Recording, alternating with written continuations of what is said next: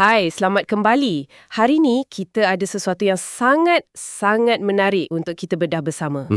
Anda telah kongsikan satu analisis tentang satu topik yang sentiasa timbul tenggelam dalam wacana politik Malaysia. Betul. Pilihan Raya Pihak Berkuasa Tempatan atau PBT. Ya, PBT. Pada zahirnya, ia nampak macam idea yang bagus kan?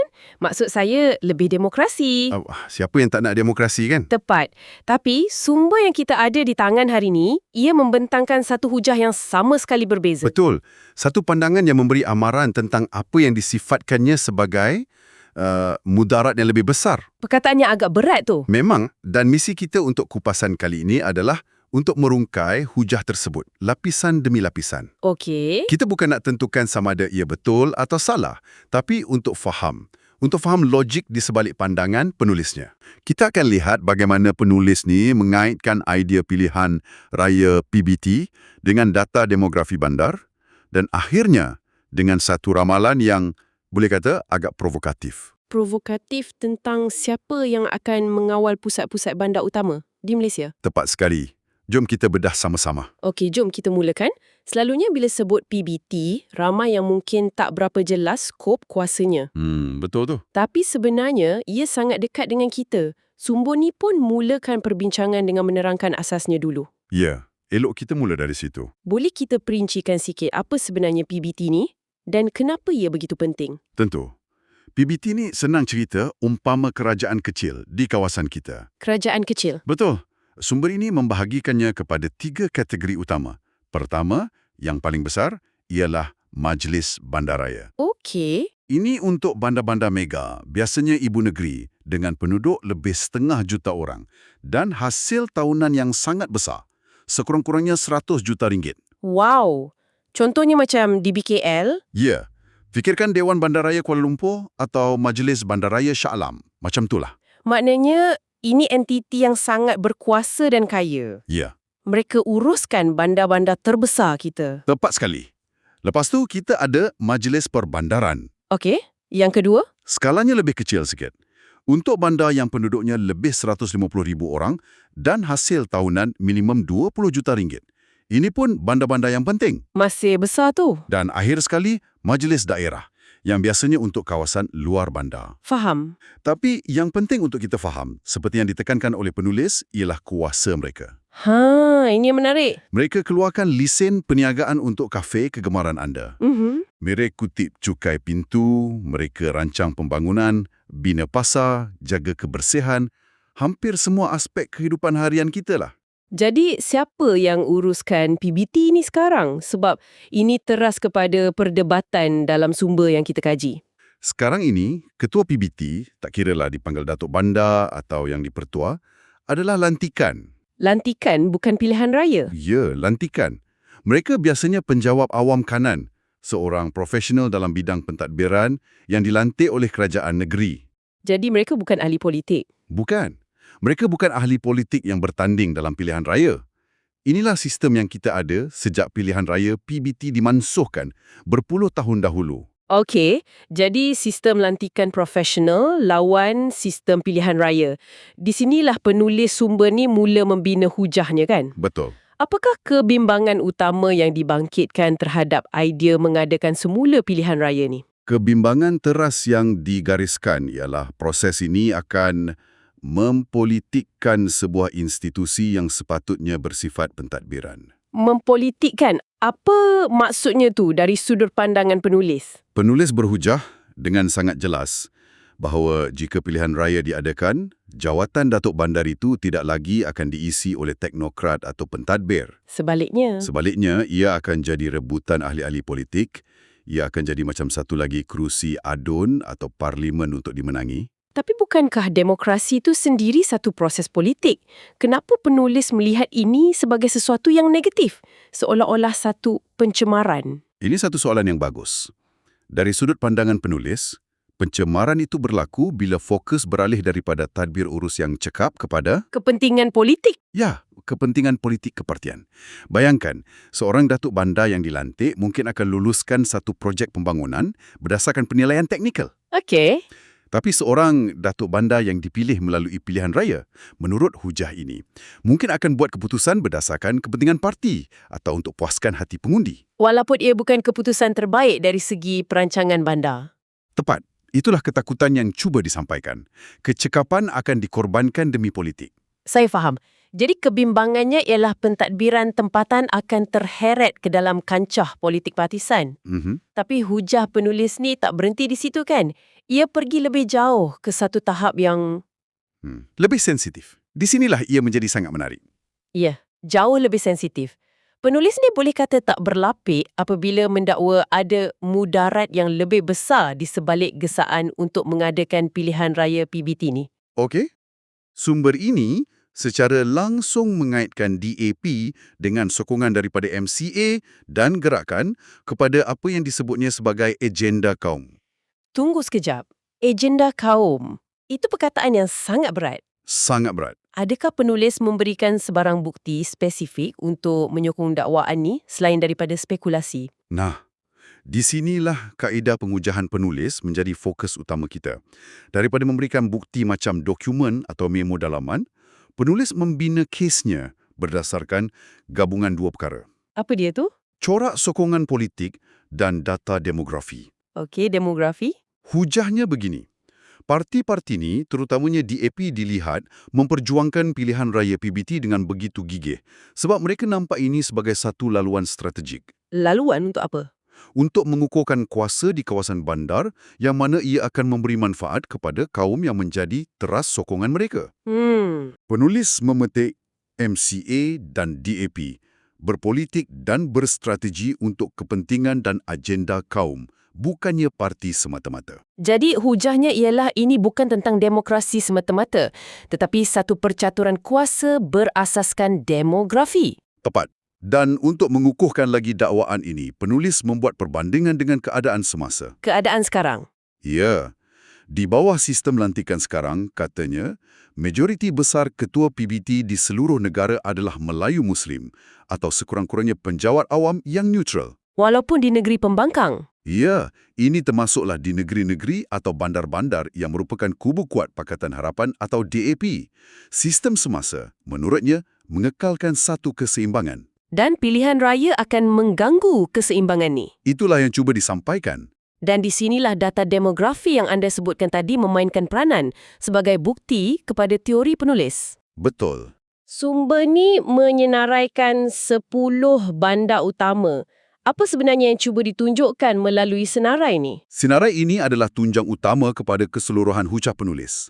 Ia dipersembahkan sebagai bukti yang tak boleh disangkal. Okey. Idea utamanya, demografi adalah takdir politik. Demografi adalah takdir. Penulis mengambil data daripada banci penduduk dan perumahan Malaysia untuk menunjukkan bahawa di 10 bandar paling strategik di negara ini, peratusan penduduk Bumiputera adalah minoriti. Di bawah 50%? Ya, di bawah 50%. Wow, jadi ramalan penulis ni bukan setakat spekulasi. Dia guna data bancian sebenar untuk buat unjuran. Jom kita tengok angka-angka tu. Ada beberapa contoh yang saya rasa mungkin akan mengejutkan ramai orang. Semestinya, mari kita mulakan dengan yang paling besar. Dewan Bandaraya Kuala Lumpur. Okey, KL? Menurut data yang dipetik, hanya 45.9% penduduk di ibu negara adalah Bumiputera.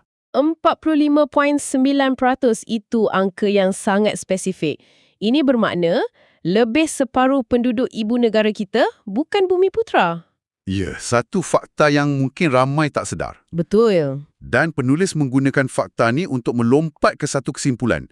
Jika pilihan raya diadakan esok, besar kemungkinan calon yang menang akan datang dari parti yang dapat sokongan majoriti penduduk bukan Bumiputera. Contoh lain? Contoh lain yang lebih ketara ialah Majlis Bandaraya Pulau Pinang di mana peratusan Bumiputera hanyalah 33.7%. Jauh lebih rendah. Jauh lebih rendah. Di Ipoh, 43.6%. Di Petaling Jaya, 46.2%. Malah di Subang Jaya, sebuah bandar yang sangat pesat membangun, angkanya 42.3%. Senarai itu berterusan kan, termasuklah bandar-bandar di selatan. Ya, dan ini menunjukkan bahawa ia bukan fenomena di Lembah Kelang sahaja. Okey. Majlis Bandaraya Iskandar Puteri di Johor sebagai contoh dicatatkan mempunyai hanya 38.8% penduduk Bumiputera. 38.8. Berdasarkan data-data inilah penulis membuat ramalan yang sangat berani kesemua 10 bandar ini akan dikuasai secara langsung atau tidak langsung oleh DAP jika pilihan raya PBT diadakan. Adakah penulis ambil kira faktor-faktor lain macam peratusan keluar mengundi atau kemungkinan pengundian silang kaum? Tak. Atau ramalan tu dibuat semata-mata berdasarkan demografi kaum? Dari apa yang kita lihat dalam sumber ini, hujahnya sangat tertumpu kepada demografi kaum sebagai faktor penentu utama. Jadi dia tak bincang pemboleh ubah lain? Tak ada. Perspektifnya ialah, dalam konteks politik Malaysia, garisan kaum adalah garisan politik yang paling utama, terutamanya di peringkat tempatan. Menarik. Tapi penulis juga ada sebut yang sudah pun ada beberapa ketua PBT bukan Bumiputera yang dilantik di bawah sistem semasa kan? Betul. Dan ini satu nuansa yang penting dalam hujahnya. Dia namakan beberapa orang. Ya, penulis mengakui kewujudan ketua-ketua PBT bukan Bumiputera yang dilantik, seperti Datuk R. Yu Tung Siang di Pulau Pinang, Datuk Tiong Tai King di Sibu, dan Datuk James Chan Kai Sin di Kuching Selatan. Jadi kalau dah ada yang bukan Bumiputera dilantik sekarang, apa bezanya kalau mereka dipilih melalui pilihan raya? Bukankah itu menunjukkan sistem sedia ada juga terbuka? Ini soalan yang sangat baik. Dan ia membawa kita kembali kepada perbezaan teras yang cuba ditekankan oleh penulis. Okey. Perbezaan antara seorang profesional yang dilantik dengan seorang ahli politik yang dipilih. Faham. Ujahnya ialah, individu-individu yang dilantik ni adalah penjawat awam. Mereka terikat dengan etika perkhidmatan awam dan tidak mewakili mana-mana parti politik.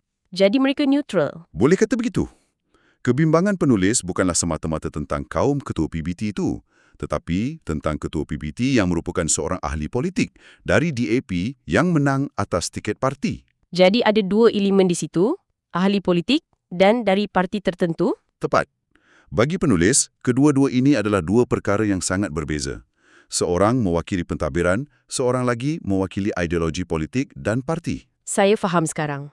Jadi isunya bukan kaum semata-mata, tapi gabungan antara kaum, parti politik dan proses pilihan raya itu sendiri. Betul. Jadi, apakah kesimpulan akhir atau implikasi yang cuba disampaikan oleh penulis?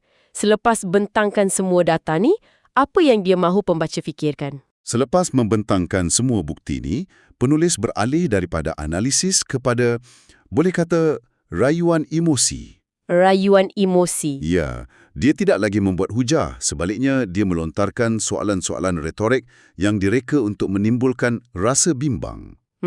Ada dua soalan khusus yang diajukan terus kepada pembaca sasarannya. Apakah soalan-soalan itu? Soalan pertama ialah, adakah orang Melayu reda jika jawatan-jawatan Datuk Bandar dan yang dipertua PBT ini diganti dengan ahli-ahli politik, khususnya dari DAP? Penggunaan perkataan reda di sini sangat kuat. Sangat kuat.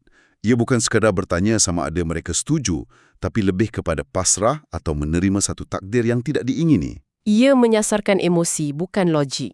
Dan soalan kedua? Soalan kedua menyentuh tentang dasar. Penulis bertanya, apakah jaminan bahawa pemimpin-pemimpin PBT yang menang atas tiket parti itu tidak akan bertindak sewenang-wenangnya dalam hal-hal yang menyentuh sensitiviti umat Islam?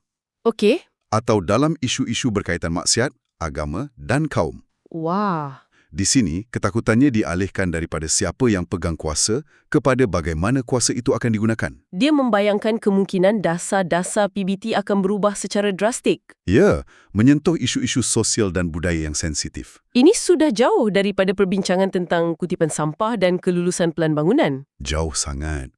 Penulis telah membawa perdebatan ini ke satu arena yang sama sekali berbeza. Tepat sekali. Ia bermula sebagai isu tadbir urus dan berakhir sebagai isu kelangsungan budaya dan sosial dari perspektif penulis. Naratif ini? Ini satu teknik penceritaan yang sangat licik. Licik? Penulis memetik kenyataan Hanayoh yang pada dasarnya cuba meredakan keadaan. Beliau dipetik sebagai berkata bahawa apa-apa keputusan tentang pilihan raya PBT mesti mendapat persetujuan semua parti dalam kerajaan. Okey. Secara logiknya, ini sepatutnya menjadi satu jaminan kan? Ya, bunyinya macam satu mekanisme, semak dan imbang. Satu jaminan bahawa ia tidak akan dilaksanakan secara terburu-buru. Betul. Tapi penulis dengan pantas membalikkan jaminan itu. Sejurus selepas memetik kata-kata Hanayoh, penulis terus menambah, tetapi keraguan tetap ada. Melayu tetap kena berhati-hati. Oh, Jadi kenyataan yang sepatutnya meyakinkan tu digunakan sebagai bukti bahawa ada sesuatu yang perlu diragui. dan ia dijadikan landasan untuk mengukuhkan lagi seruan supaya berwaspada. Tepat. Ia membingkaikan jaminan politik itu sendiri sebagai sesuatu yang tidak boleh dipercayai sepenuhnya. Faham. Dan untuk menutup hujahnya, penulis melontarkan satu pemerhatian terakhir yang agak suram. Apa dia? Dia menggambarkan taburan demografi Malaysia, di mana satu kaum jadi majoriti di bandar, manakala kaum lain jadi majoriti di luar bandar, sebagai satu keadaan yang tidak sihat untuk negara. Jadi pada pandangannya pilihan raya PBT hanya akan memburukkan lagi keadaan? Ya, ia akan mengukuhkan dan mengeruhkan lagi perpecahan demografi ini di peringkat tadbir urus tempatan. Okey, mari kita cuba simpulkan. Selepas membedah semua ni, nampaknya kita telah meneroka satu analisis yang sangat spesifik.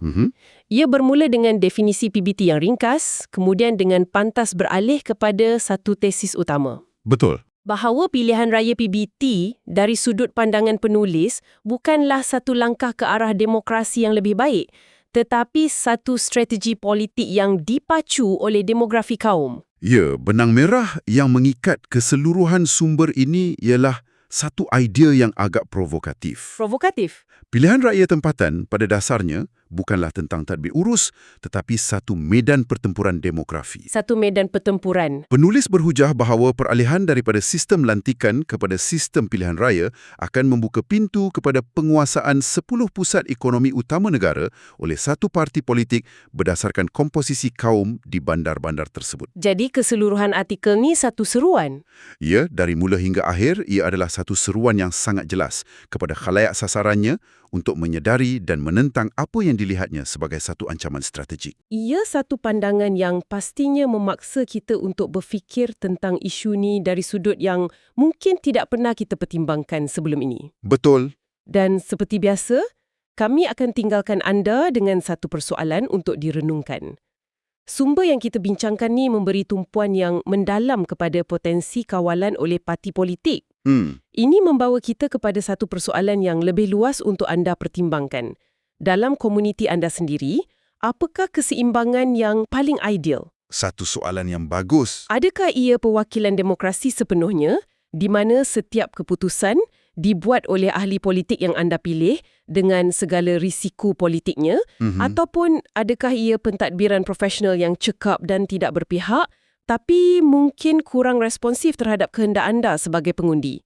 Di manakah letaknya titik keseimbangan yang sempurna itu?